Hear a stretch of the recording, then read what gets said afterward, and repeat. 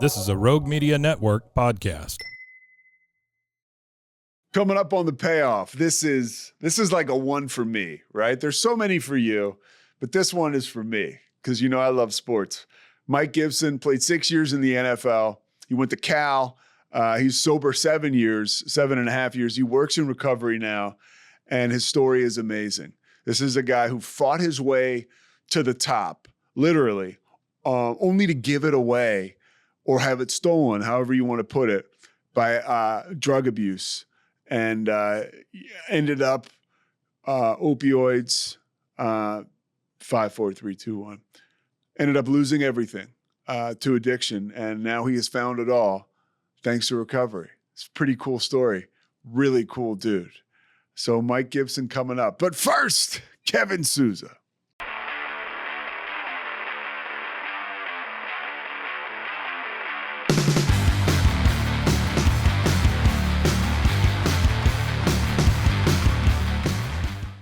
Guest. I'm sober, but I'm sports oriented. So I'm thrilled to talk to you. I love that. Yeah. I know a bunch about your career and you know where you've been and of course you know paramount is you know your experience, strength, and hope in the sobriety stuff. Yeah, of course. I love the shirt, USA Basketball. Yeah, I used to. So I worked when this is years ago. I'm a little older than you. So I graduated college in 99. So okay. I was an intern for USA Basketball. And I did like PR in sports for basketball teams in the NBA. And then I got sober and then got into broadcasting. Love it. Yeah. How do you like the broadcasting component? I mean, it's sports. So I love it. I do play-by-play. And that kind of is what I always wanted to do. When you were, I know you spent time with the Eagles in 2008. And that was when I worked for the Sixers. I did PR for them. So we sort of overlapped a little bit. Yeah. Yeah. Who did you had a couple really, who were the offensive linemen on that crew? Do you remember? Yeah. I mean, I had Trey Thomas, John Runyon, Jamal Jackson. Who was the guard? There was a guard with the big, who was the guard with the big personality? Well, so they had Nick Cole, who was like a short, stocky. They had Max Gene Gillis. Yeah. He was massive. I mean, I don't even know why they drafted me, to be honest. But you were a 6th round pick. Yeah. I mean, I had a broken back a back injury that they found during the combine. So I fell a little bit, but all right, hold on, stop right there. Let's get, because we're going to want to talk about this stuff. All right. Okay. So I'm just going to, I'll give an intro and then we'll go right into this conversation. Cool. Mike, 6-year NFL veteran, 6th round pick. We were just talking about it, and I stopped you in your tracks because I don't want to use anything up here. No, you're all good. I don't want to waste anything early. But you're sober, I guess, what, 6.5 years now, or around that, 6, 7 years? Yeah, September 25th, 2017. So coming up here, I'll have 7 years. Yeah, and so you're working in the recovery industry in San Diego, and you got your T-shirt on there, so it's Legacy? Yep, Legacy Healing Center. So we're based out of Florida. We have locations in Florida, 2 New Jersey locations, Ohio, and then our most recent location in Hollywood Hills. Is the guy Mark Efron there at Legacy? Yep. So he's one of the owners. Yeah, dude, I know that dude. He came on the podcast like probably a year and a half ago, and I've kept in touch with him. I spoke on a Legacy meeting not too long ago, like a year and a half ago, maybe around that time. Really? He's a great dude. Great guy, great speaker. Great teacher, really good teacher in that, and then the public speaking atmosphere, which is awesome. Yeah. All right. So that's so awesome what you're doing today and your road there, but it wasn't an easy one. It starts, you're a kid, you grow up in Napa, California. It's you, your big brother. Take me into the streets of Napa, California as you're growing up as a young guy. Yeah. So, I mean, Napa's a great place to grow up. It was. I haven't been back too often, but every time I go back, it's still a great place. Small town for California, small town atmosphere, 2 high schools. Now it's over 100 years old. Great tradition, and just growing up in a home environment that my family worked hard, blue collar. Later on in my life, I found out that I had a lot of resentment towards the way that I was brought up, a lot of resentment towards God. And were you raised Catholic? What's that? Were you raised in like Catholic? Christian. Christian. Okay. Yeah. So a lot of resentment towards God, due to the environment that I grew up in. I grew up in a rich town and my family was not rich. There's two types of people in Napa. There's the rich Napa that a lot of people see, right? You're driving through the town, you go to the vineyards, the big homes.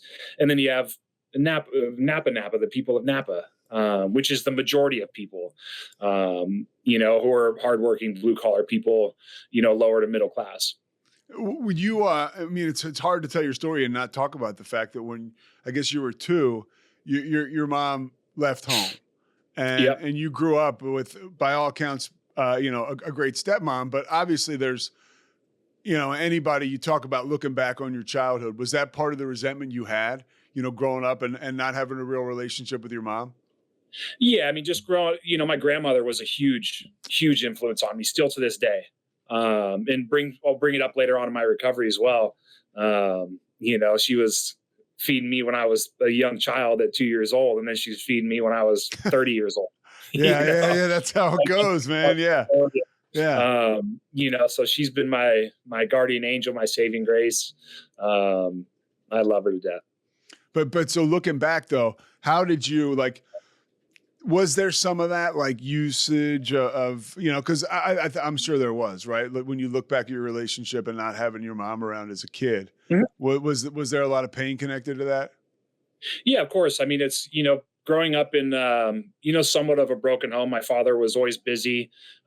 Just like anybody, they have their own issues too. Nobody's perfect. But he always worked hard. So wasn't around very much. It was, some kids, when they went out to play, it was like they had to call their family, let them know where to be. Like my parents didn't care where I went as long as I came home before the street lights turned on. Yeah. We were running amok, doing crazy things as young children, and what I thought normal kids do.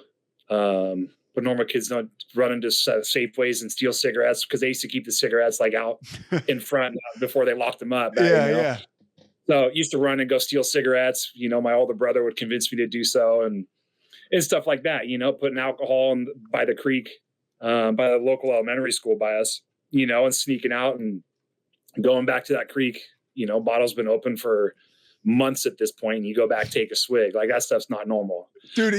But it's so funny. There's so many people, dudes, women, listening to this right now who can totally relate, regardless, because we're addicts and alcoholics. Mm-hmm.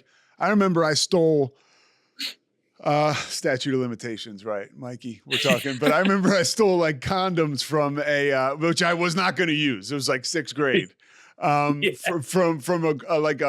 a pharmacy or something when I was in, I said 6th grade. And I was holy shit, my brain was exploding with adrenaline, fear.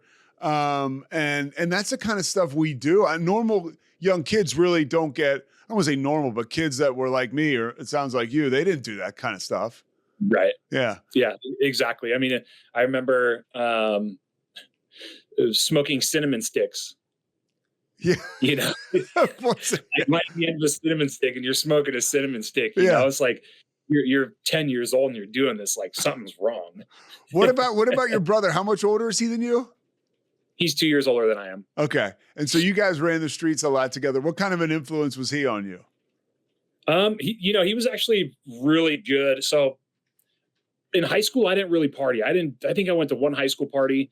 I was so focused on sports. Yeah. My grandma will tell you, I would cry when they would turn off Monday Night Football when I was a young kid. From the time I was 8 years old, I thought I was going to make it to the NFL. That was my goal. So I was going to do everything I possibly could to make it there. Whatever obstacles stood in my way. Being from Napa, there was literally at the time maybe 2 people from my high school to ever make it to the NFL. Steve Hendrickson, who had a great career, won a couple of Super Bowls. Ed Blanton before me, who had a couple years with the Jets, and he was an offensive lineman. So that was my ultimate goal, was to make it to the NFL. So my brother's influence that he had on me was going through high school, being older. He always protected me, right? He was a senior and I was a freshman. You would think that he'd beat up on me. No, he would protect me. And I remember, not to throw him under the bus, but like I wanted to smoke weed, right? He's Yeah. like, okay, cool. Here's a gas mask. And it was like, that was my first time ever smoking weed. And like, I still can't stand the smell of marijuana to this day, but I've had more bad trips on marijuana than anything. Yeah. It's like when I wanted to drink, right, he'd be like, all right, dude, here you go. And they'd give me the worst of the worst. And so at that point it was like, okay, I hate this, I hate that. Like, I wasn't a big fan. And I'd seen like the way that drugs had impacted my family. Yeah. And who in your family, like, cause my family, my dad's side had real bad. And I kind of saw, my mom was like, hey, you need to watch out for this. Yeah, exactly. So, on both sides of the family, I'd seen how it impacted my family life. So at that point I was not going to let drugs or anything get in my way. And so, like I said, I went to like one high school party. Didn't start drinking until maybe I went to one party in junior college. Okay. And then when I got to Cal, right, being a junior college transfer, guys had already been there for 2 years, sometimes 3 years, right, at that point. And here I'm a new guy coming in. So what's the one thing that you do? Yeah, you drink to hang. Involved, right? You drink and you hang and you kick it and do all those different things. And so that's kind of when I started picking up the drinking. And what was that like? Was it like, hey, drinking in the middle of the week, or was it we're drinking after games, like having a few? Depends. Off season. Okay. Off season after the games, stuff like that. It wasn't too excessive. Holidays, obviously, in college are like a big deal. Halloween, all that stuff. Yeah. And I loved the way that it changed me, right? Like, it made me, I'm a pretty socially shy person. I kind of get social anxiety until I get comfortable, and then I'm pretty outgoing. Alcohol would get rid of that. It would make me a very, very social person. Like, I was the life of the party, picking people up, doing crazy stuff like that. Were you like the kind of guy, like on the field, you're a warrior, but then off the field, you're kind of like a gentle giant, like at the party and having fun? Yeah. Cause that picking people up is like, you're picking up little guys who are your buddies, like, and everybody's loving it. Yeah. The best compliment I got, I was with the Seahawks, and it was my second year there. And the best compliment that I received was from Red Bryant. And we had just gotten in a fight in training camp, and they're like, Gibby, like, we love you off the field, but on the field, we hate you.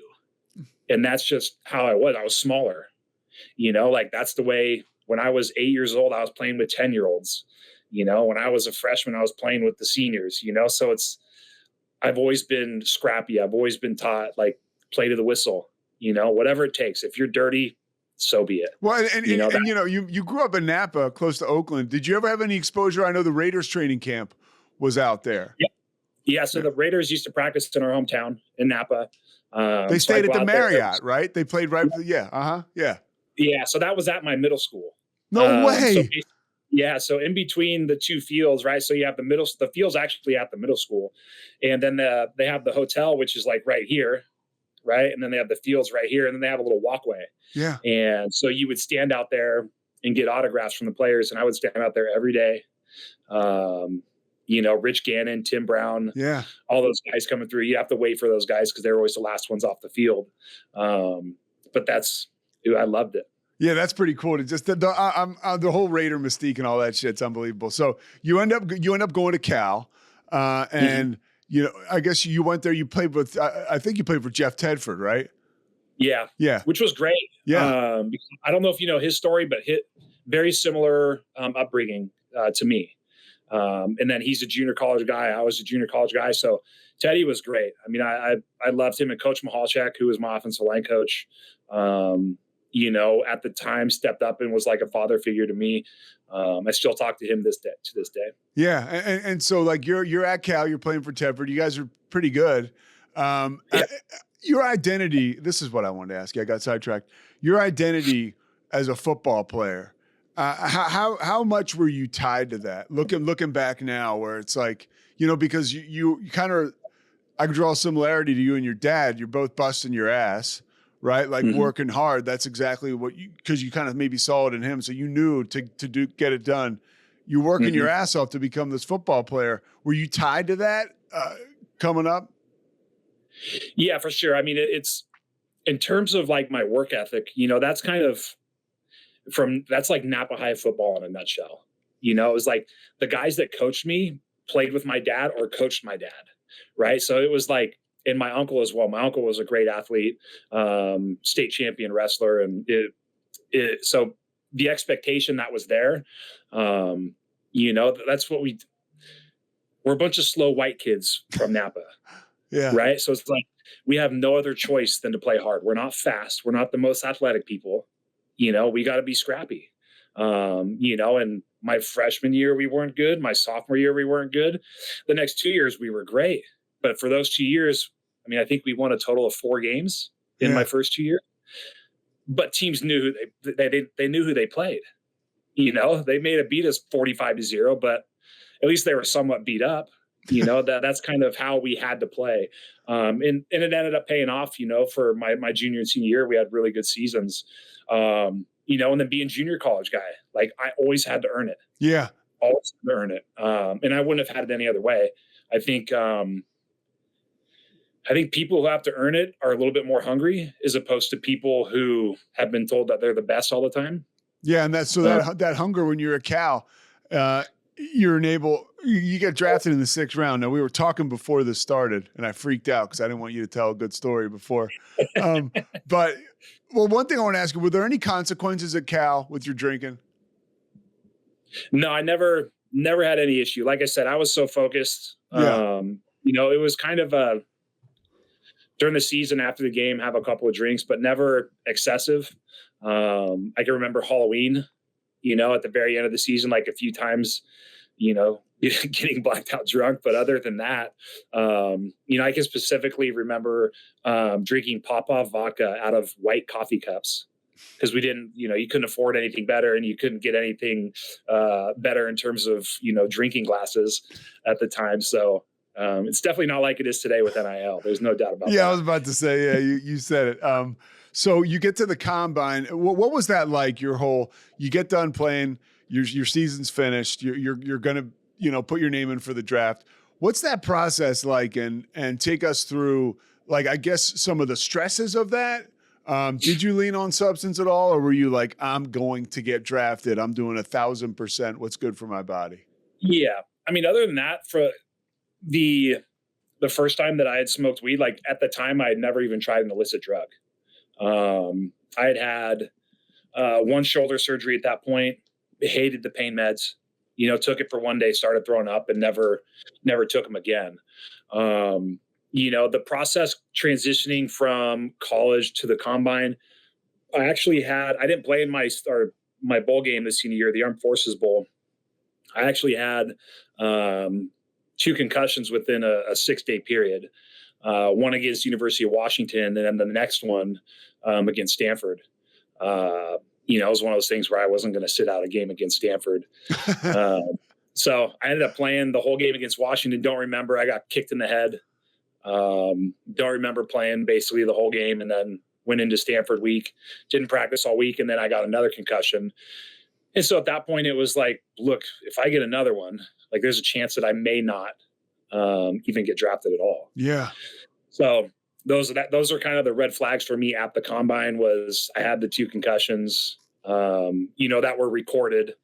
And then I had the back injury. I had the, what do they call it? Where the very bottom vertebrae just snapped off. So it's a broken back, really, is what it is. Yeah, essentially. Yeah. And I've never had surgery. I've never had anything to fix it. I've kind of been going ever since. Yeah. So at that point, I went to Atlanta to train for the combine. Was still having some back pain. That's kind of what started it all. And then once you get to the combine, man, they poke and prod. At this point, by the way, going into the combine, were you like a top 3 round guy? Yeah, I was projected like a 3rd, 4th round. Okay. I had 2 solid years. I was second team All Pac-10, behind Sam Baker, who was, an All-American. And I was playing, right and left tackle. I wasn't necessarily, I was athletic, but I wasn't like stereotypical. Yeah, Pac-10 left tackle. Yeah. Yeah, exactly. Same thing. I was smart. I was scrappy. So when I got to the NFL, everybody saw me as an interior lineman. but I never played interior line. But that's what they do. I mean, like, yeah, that's the mentality. We can turn this guy into a guard. Yeah. And maybe that's why you do fall a little bit, because I've heard a guy say once, I forget, but it was a front office guy, like a guard is a guard is a guard. Like we can take a left tackle or right tackle and turn him into a guard. Yeah. So you're one of those guys, but you fall a little bit. But I mean, dude, you're a 6th round pick. And what's your experience like? Now you enter camp, I guess, and with Philly, the Eagles take you, and you do have these injuries now. Like, take me through the injuries and how the substance finally came into play and started to kind of dominate. Yeah. So it's interesting. My first training camp, you go through mini camps, OTAs and stuff like that. You're not in full pads. And this is the old CBA. So Andy Reid under the old CBA, like you're in double days, full pads, 4 to 5 hours a day in Lehigh Valley. Now, as a California kid, never experiencing humidity, it was miserable, absolutely miserable. Honestly, I didn't think that I was cut out for it. I remember doing one-on-ones in Kimo von Oelhoffen, right? And Kimo was in like his 12th or 13th year at the time. He was with the Bengals for a long time. He was awesome. And he picks me up and throws me. And I'm like, maybe I'm just not cut out for this. So stuck with it. Would I have made the roster that year?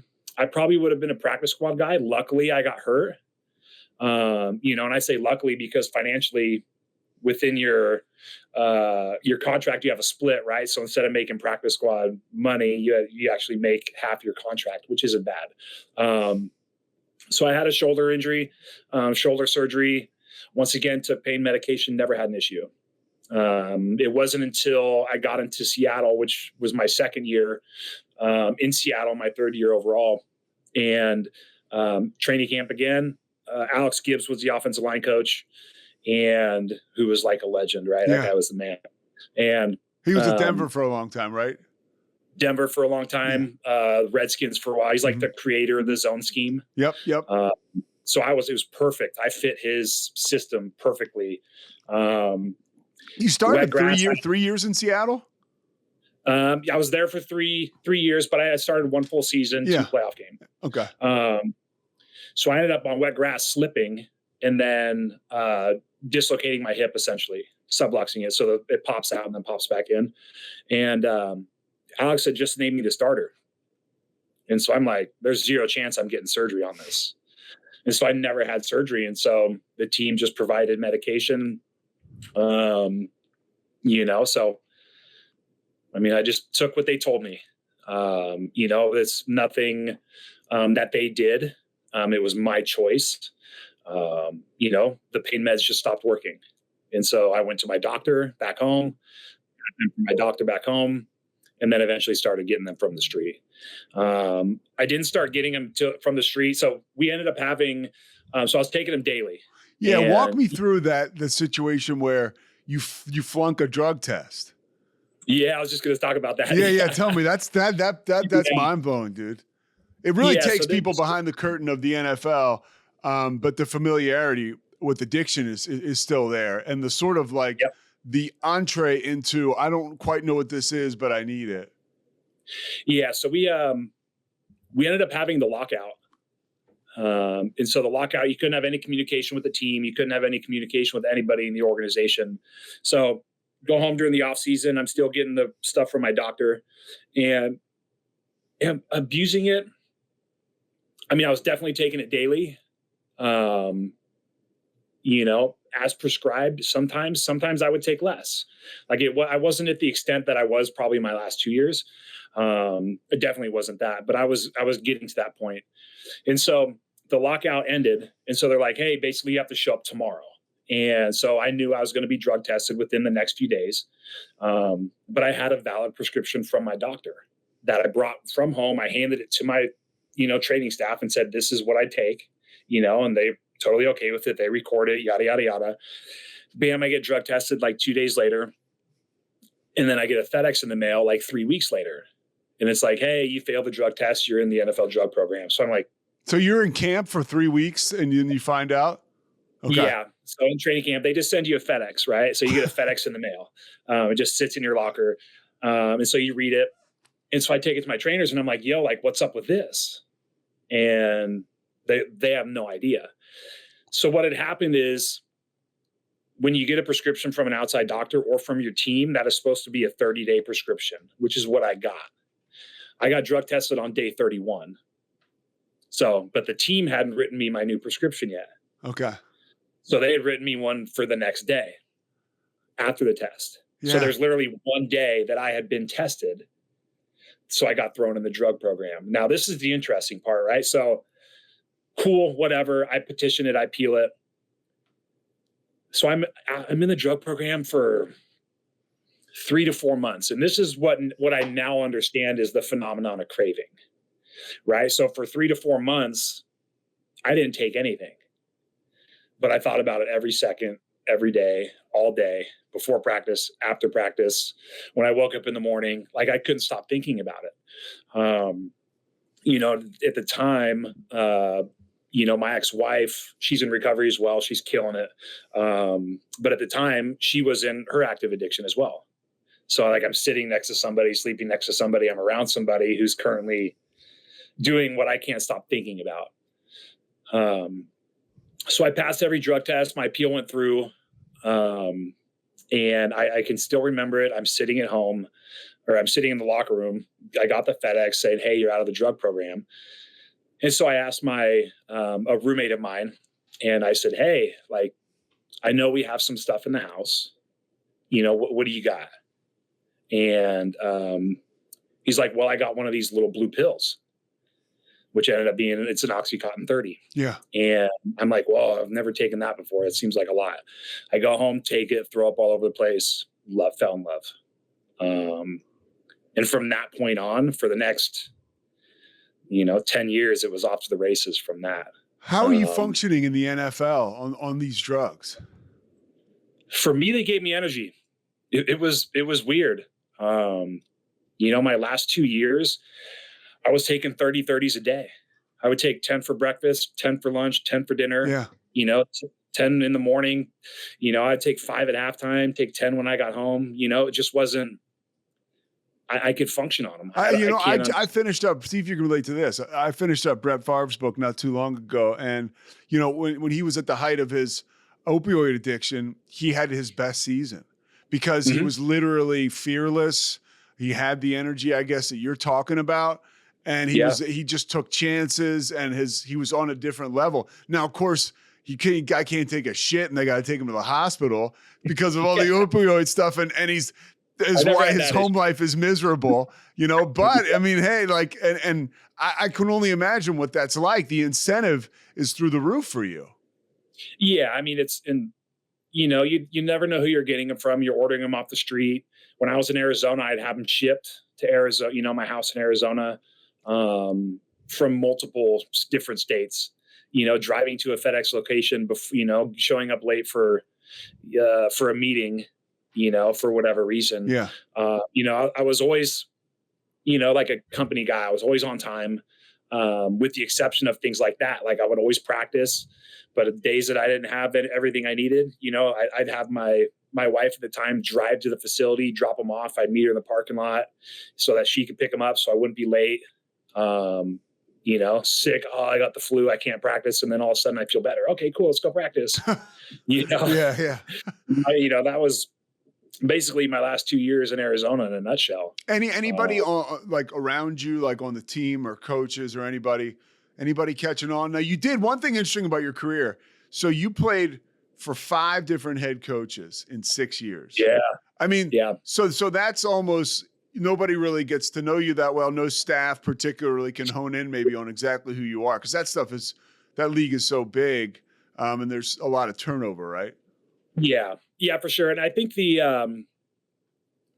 nobody noticed anything. Like I said, I was always pretty good. I'd always come, in shape, ready to play during the season. I'd pass all my conditioning tests. Like I said, a company guy, I'd always come in, bust my ass. I would always work hard. I was always smart, right? That's the only reason why I stuck around so long, yeah. My first 2 years was just basically learning how to play at that level. And then it was like, okay, what can we do to better ourselves? So played both left and right guard. And then Coach Cable came in.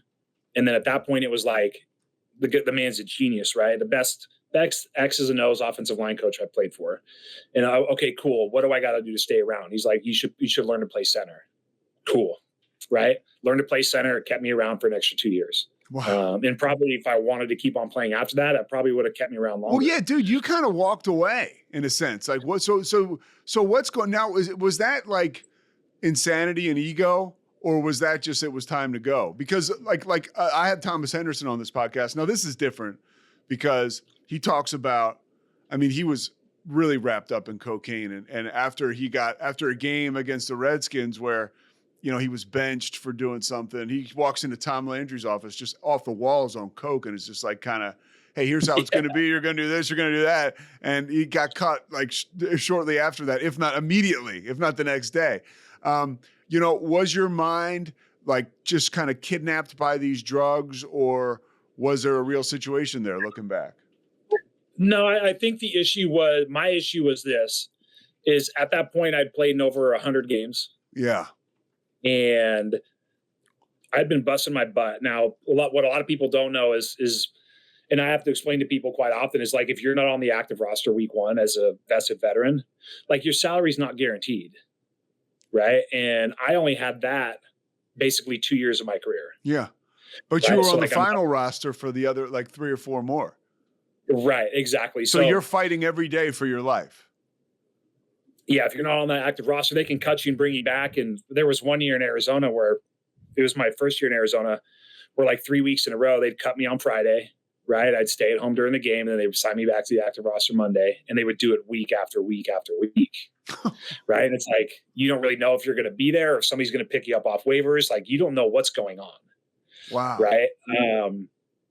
That's stressful. Not knowing if you're going to, they say they're going to sign you back on Monday, but you're like, are you really going to sign me back on Monday, or am I just going to be sit here with my piece in my hand? So you got to trust them in a not so trustworthy league. And you have to, like we talked about, like your experience, I guess it was with Seattle when you talked about that with Coach, like you had that injury with your hip, but you're not going to sit out. You're going to do whatever you can to stay available. What's like life at home like during all this? I know your ex-wife, she went to Georgia. She played sports there as well, played softball. And then you guys both end up, your words, not mine, but you were a little worse off than she was. But you guys are both in full-blown addiction together. I've lived with another addict at a point in it's crazy, dude. I mean, it was chill at that point. At that point it was, why? Because we had the finances to fund it. Yeah. It's like we very rarely went without. So that wasn't an issue. So it basically kept everything normal. It kept everything calm. It wasn't until afterwards when, money starts running dry or resources start running dry. Right. And at that point you start arguing and fighting and doing all that stuff. Before we bounce back up and talk about, where you are today and your story of recovery, what was the last period like? You hang it up, you walk away from the game, and now here you are. You're now this guy. You're not a football player anymore, even though you always will be, but you're not getting paid, right? And that's been your one job, I'm guessing, for your whole life. Yeah, since I was 8 years old. You talk about ego, right? So like, we'll go back a little bit. Yeah. So what kept me from not re-signing or sticking around and going to another team was my ego, right? Like I said, I played in over 100 games. I've started 18 whatever games, playoff games, whatever. And other guys who played in 20 games, started 10 games, they're getting paid $3 to $4 million a year. When at the end of that season in Arizona, when they asked me, hey, we want to retain you, what's it going to take? I said, hey, just guarantee I just want my salary guaranteed. You could give me minimum. I don't care. I just want it guaranteed. And then not having that call to my agent saying, hey, we want to re-sign him, was frustrating. And so the only calls I got were like, hey, here's an invite to training camp, for a couple $100. And I'm like, why am I going to go kick my own ass for a couple $100 with the opportunity to not, make the money that I want, or just to get cut, just to get brought back and bounce around and do all that. Which, do I regret that? I don't really know if I do or not. I had an opportunity later on with the Falcons. I'd kind of been planning what I wanted to do when football was over. I've been going on ride-alongs with my buddy Russell Fitzpatrick with the Napa Sheriff's Department, Sheriff's Office, for a couple years at that point. And so that's what I was going to do. My uncle was a sheriff. My grandfather was a sheriff. And so once I basically, retired, I went into the police academy in Santa Rosa, and graduated and was class president, getting loaded every day, Oxycontin, Adderall. So, but yeah, I mean, I passed the polygraph and got hired. So you were a police officer for an amount of time. Yeah, I was a sheriff in Napa County, patrolling. I was on the street. Yeah. No shit. No, what was that like? It was interesting, coming from football to that. It wasn't for me. Mm-hmm. At the time, there was a lot going on in society. I thought I could change the world, change the way that policing happened. Yeah. I thought, I'm only one person, but I thought that. Yeah. So definitely interesting. I mean, I had a lot of respect for police officers then. Now, so obviously more than ever that I've done it. And like I said, it's a family. But it's a tough job. Oh my God. I can't even imagine. And you're doing it on that roller coaster of substance. And, you met, right? I mean, and how much was alcohol part of everything at this point, Mike? I never was a big alcohol guy. It just, for me, it ruined the other part of my high, right? Yeah, the oxy, the Adderall. Yeah. Like it ruined that aspect of it. So I never really drank. So drinking for me, what was that? I'm sorry, I cut you off. It will become an issue. Oh, so it was pretty much substance, not. I mean, the drugs, not so much alcohol. Correct. So you end up going to treatment 6 times. What does it take? How do you hit bottom? Like, you're even honestly, dude. The retired guy that's the sheriff of Napa County is still like, fuck, that's pretty awesome. Like, so how do we go from there? I mean, at least on paper it is, right? What you're doing to yourself and what's happening at home, only you and God know. And sometimes that's the worst, right? Yep. But from my experience, you're going to string together success for so long. When you got this full-blown, full-time addiction, what happens where you're brought to your knees? Yeah. So, I mean, for me, like I said, I was able to hang on for the first year, 2 years after I retired. And the one thing I struggled with was, obviously my identity, and who I was as a person, what I was going to do, and who I am. And it took, for 5 treatments, I went because of other people. The last time I went because of myself. I kind of had to. At that point, had sold my house in Napa. I didn't have a car. I couldn't get a bank account. I had 2 bags of clothes. I'm over here. I'm like, check. One bag of shoes from my Nike contract, right? So I had a bunch of like sick Jordans and other things, right, that were actually worth some decent money. And then I had some clothes, right? But I was balling, and I had just gotten kicked out of my sober living for relapsing. And where was your ex-wife during all this? Was she just like, hey, I can't?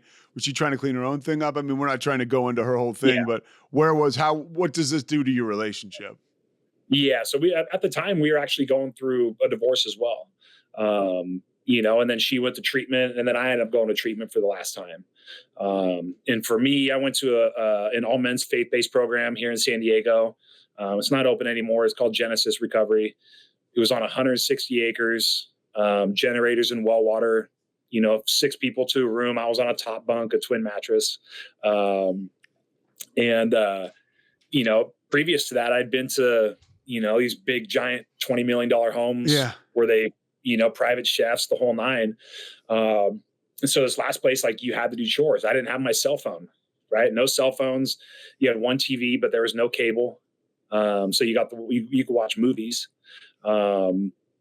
and you're on 160 acres, man. You have chores, you have dishes, you have to make your bed, you have to clean your room, you have to do the other 5 times. Like, I had people doing that for me. Yeah. And that just wasn't for me. That just was what I needed. I didn't need all that stuff. I didn't need people hyping me up, telling me who I am and I'm the end all be all.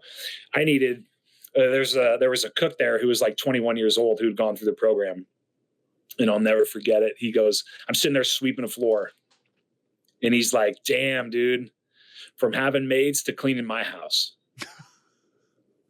And I'm like, I just wanted to beat him up, Yeah. But it was the truth.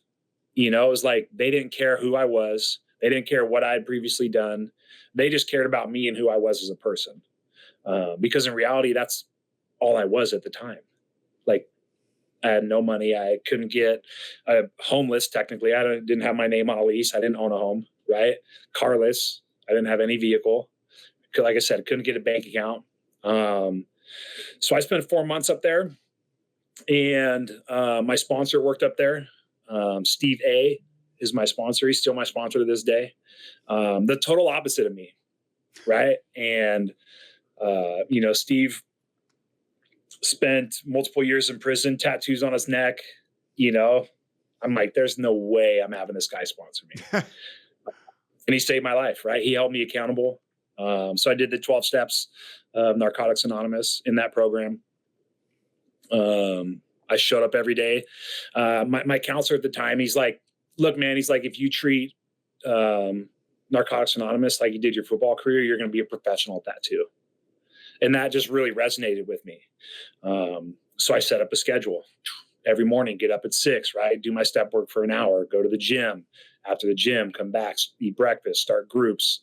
By the time that I graduated that program, I was sponsoring people that were still in the program.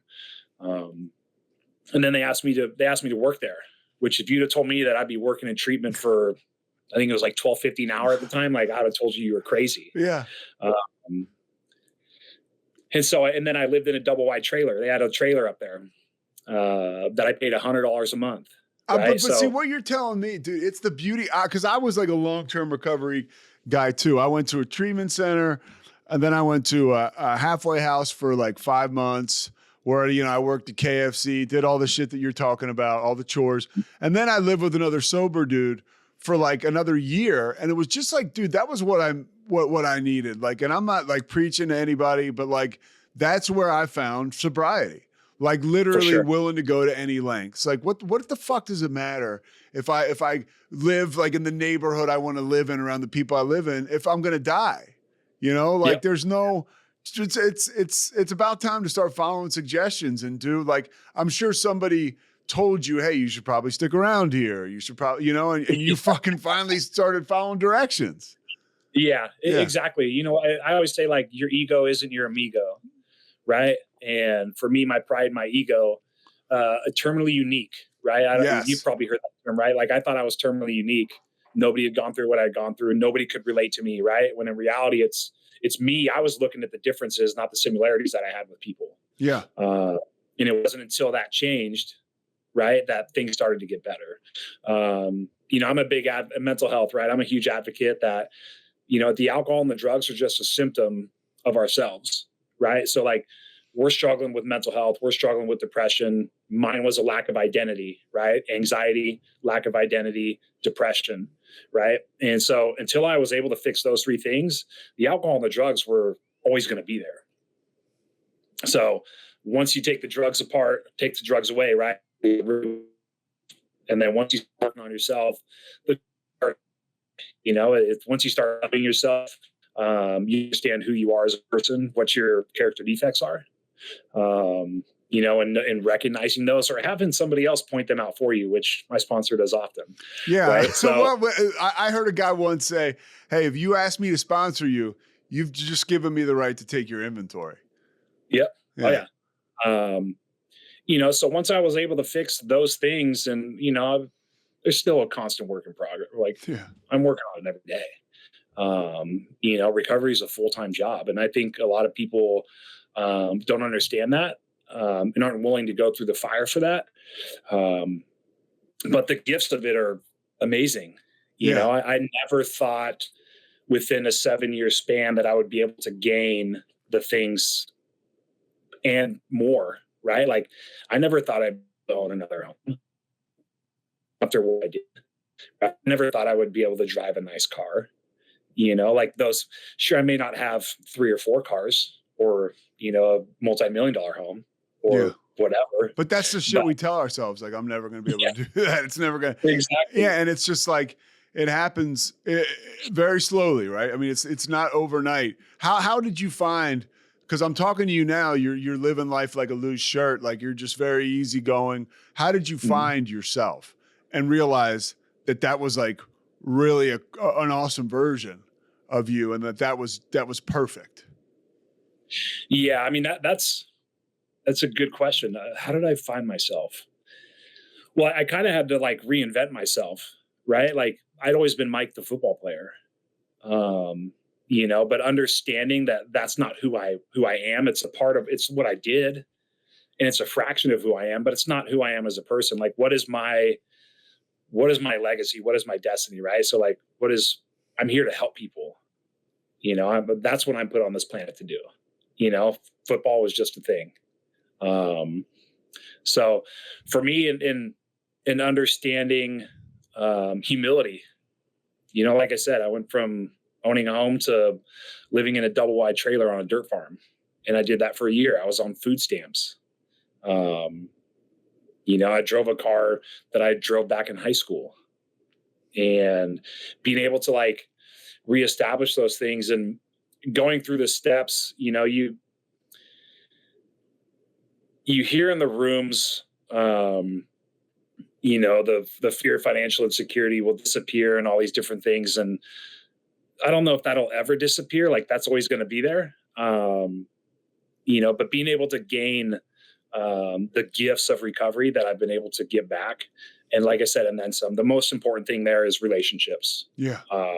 You know, one thing I really struggled with when I retired was the lack of relationships that I had established with people. You know, when you retire from the league, you think that you're going to talk to these players that you played with forever. Yeah. And you don't. Like they have lives too. Yeah. You know, I still talk to a few of them, but you know, I got to be proactive or they got to be proactive in order to, it's a two-way street. Yeah. You know, we check in on people, say, hey, how you doing? But it's not like this constant thing. You know, and then there's relationships that I've tried to make amends for, and it's not working out. Yeah. Or they didn't accept the apology, and so I just got to make a living amends. You know, so really reinventing myself, I think was a huge thing in terms of why I lack so much identity, and finding out who I was as a person.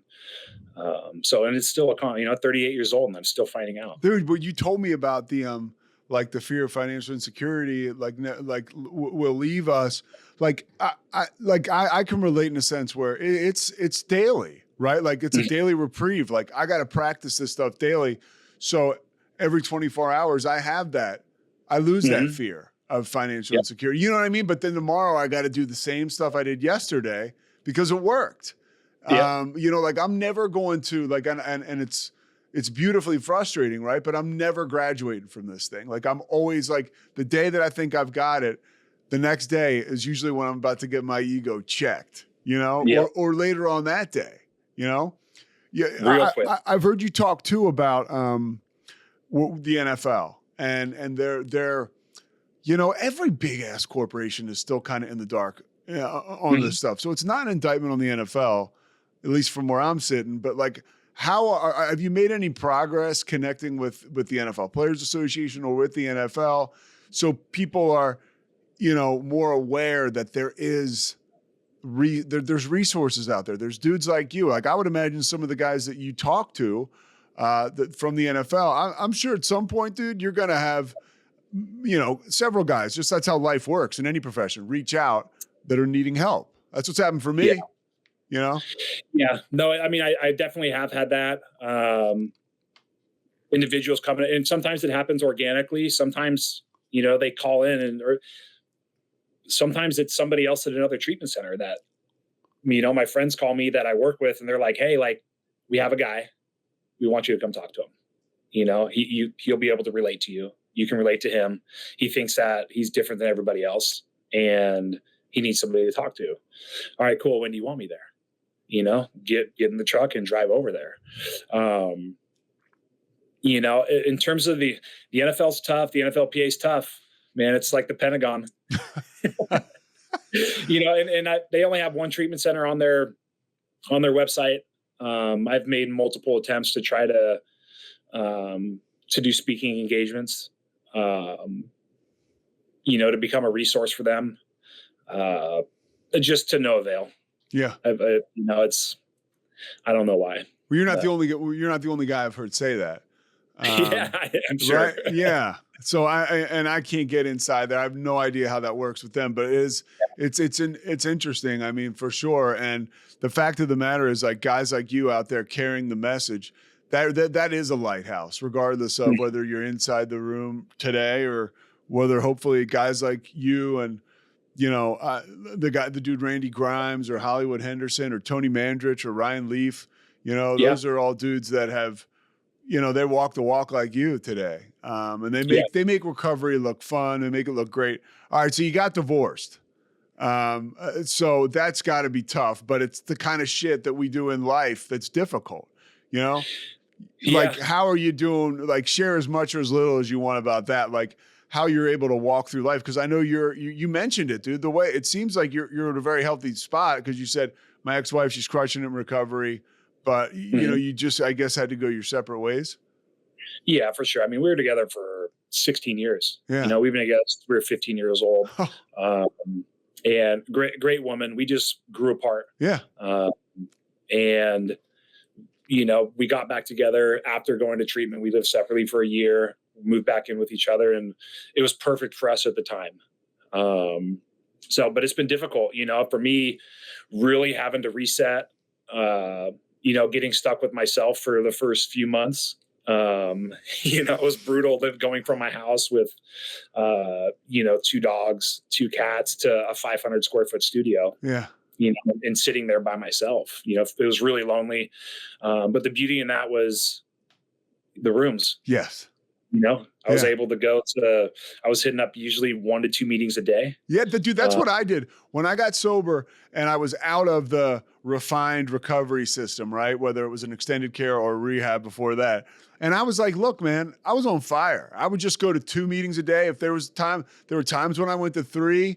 And like that's more powerful than I think we allow ourselves, because that is an ego thing, right? 3 meetings a day, what's wrong with you?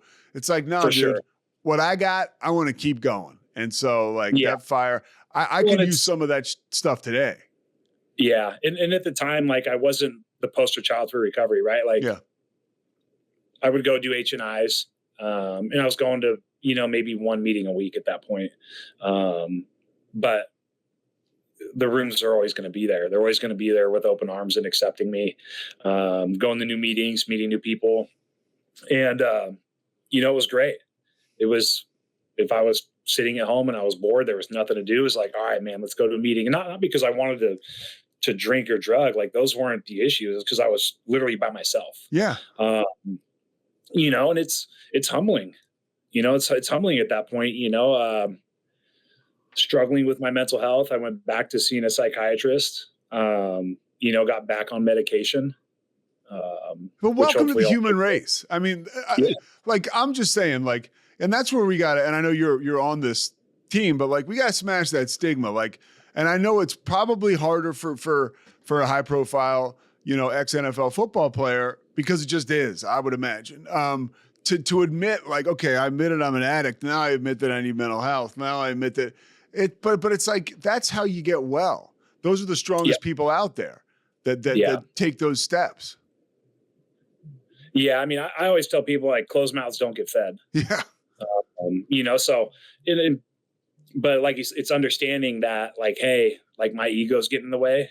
And if I don't check my ego, like the way my mental health was at the time, like, I don't know where I'm going to be at in a week. Yeah. Yeah. Yeah. That's the reality of it, though. Like, I'm so lonely. It's like, I need to get help, and I need to get help now. Yeah. And luckily working in the field, like I was able to pull together the resources quick. Within the next day, I was able to talk to somebody. Yeah. And get on medication. And like I said, I'm still on medication to this day. I have no shame in saying that. No. I still talk to the person, my psychiatrist once a month. Yeah. And it's a great relationship. And, I'm like, I don't see myself stopping that anytime soon. No, but that's an inspiration, dude. And I'm not blowing smoke up your ass, but like that, like I need to hear that in a sense where it's just kind of like, yo, if I keep feeling this way, I don't know that's a great way of putting it. 'Cause it's a scary reality. I don't know what's going to happen in a week. I was in a situation where living with this woman and it was like not going well. And this is like 2 years ago. And I was 100% moving closer to a drink, like the whole time. And it was, again, like, it's like I'm accountable.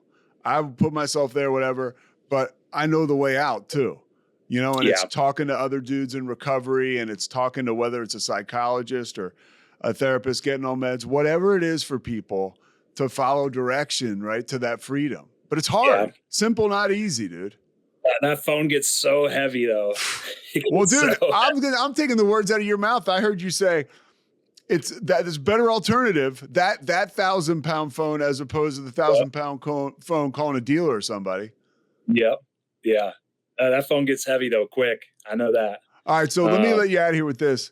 Well, I got a couple, what's your favorite football memory? And I want to hear something like off the field, like a camaraderie thing, or cause stuff that happens in that locker room is crazy, but it's also magical, and anything stick out, any stories that you could share, any one story?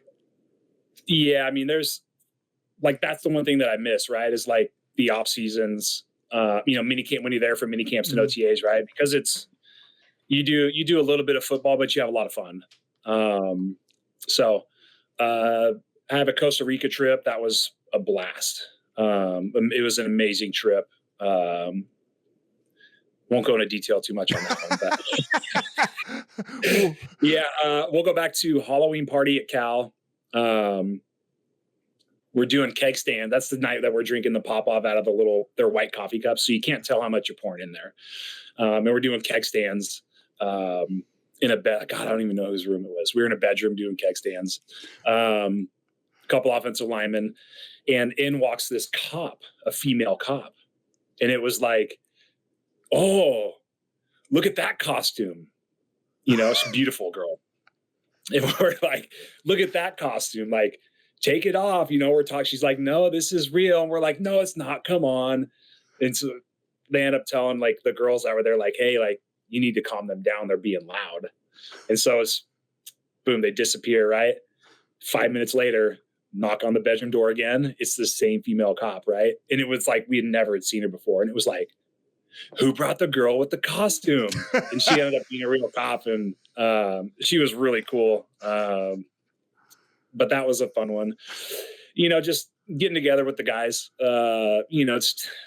guys, we're just meatheads. We're stupid, you get drunk. Totally. That's what, and we go in a triangle and we start slapping each other. I slap, and then he slaps that guy. He slaps, we can hit each other the hardest and make each other quit. Before you know it, somebody's got a chipped tooth. And how loud was it in Seattle?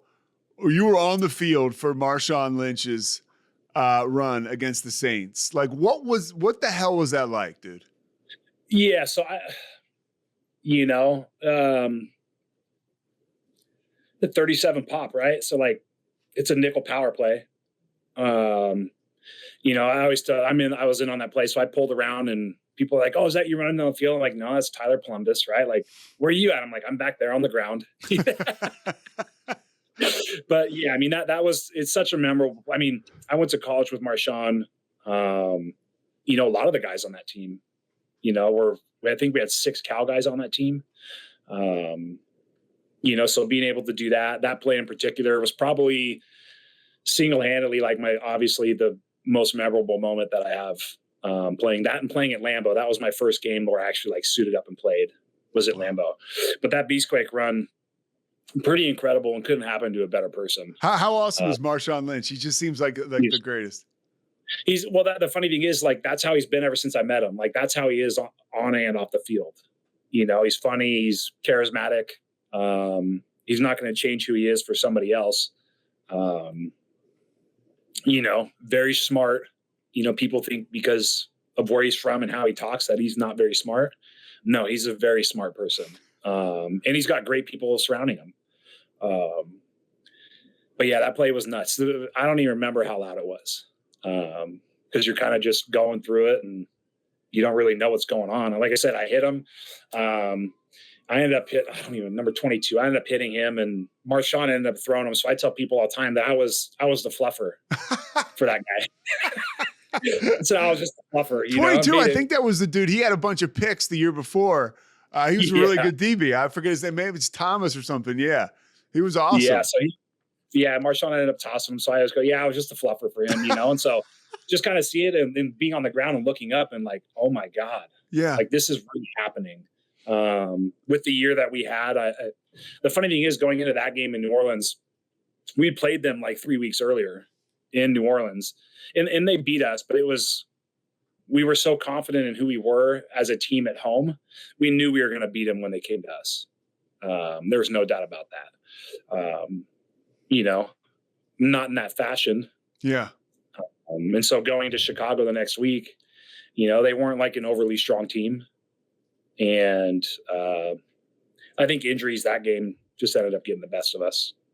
I could talk to you about this stuff forever. Last thing, Mike Gibson, last thing. What do you tell people?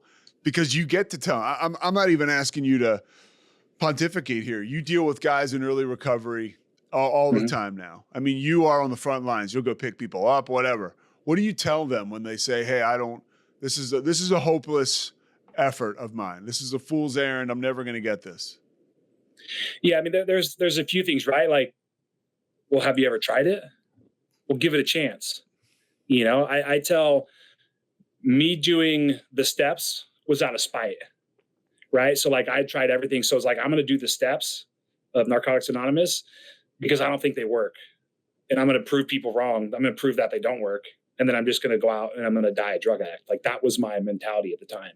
And there's going to an all-men's faith-based program, like reinventing my connection with my higher power. Yeah. I choose to call mine God. And so I tell people, look, man, I said, find me somebody whose life got worse because they found God. Find me somebody, say a couple prayers, see if your life changes. That's it. It doesn't take much to say a couple prayers, see if your life changes, take a chance. You owe it to yourself.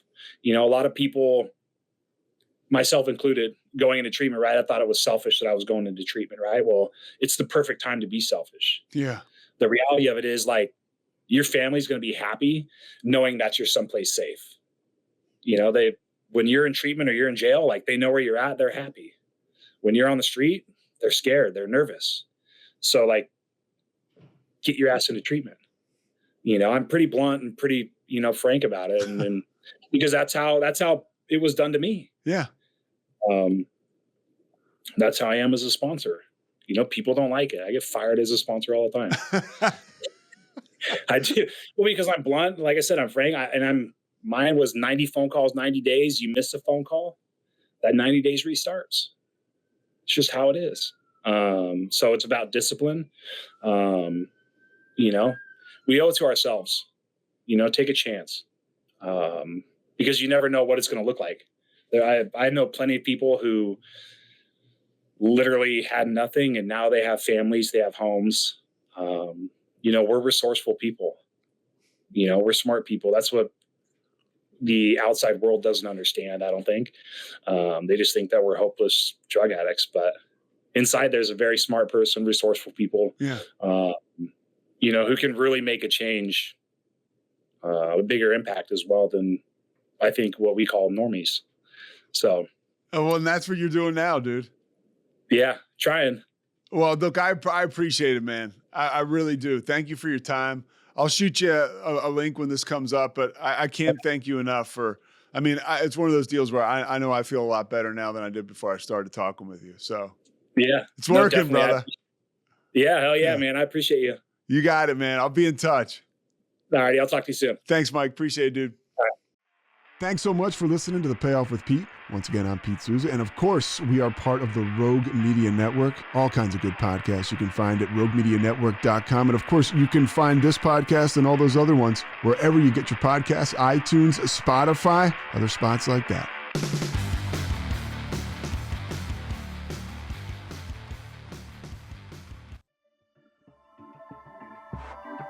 This has been a Rogue Media Network